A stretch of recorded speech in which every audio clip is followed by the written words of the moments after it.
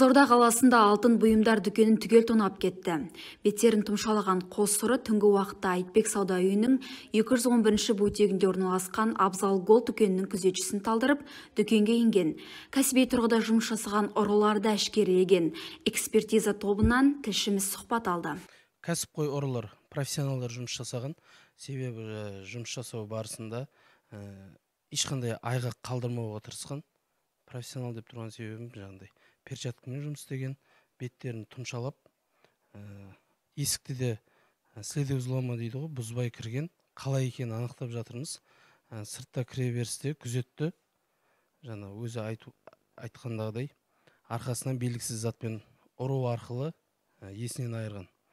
Жағдай Қызылорда қаласы Айтбек сауда үйінде 211 бутик Абзал Голдта орын алып отыр. Қарап тұрсаңыздар, ұрылар ала алғанша заттар алып кеткен.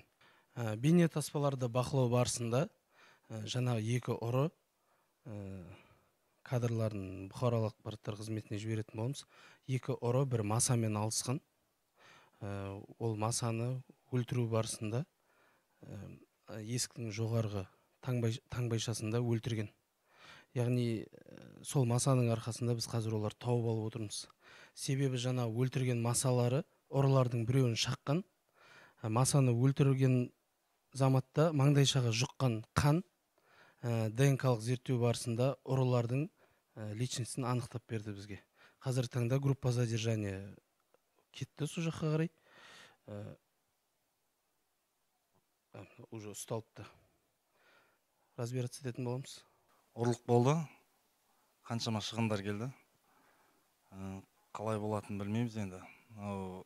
Милиция қызметкерлері Құдай қаласа тауып шығын орнына қояды деген ойдамын.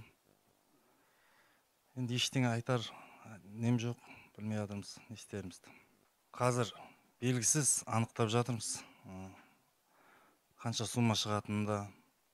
Сұмдық ақша кетіп тұр ғой осы кезде. Профиль.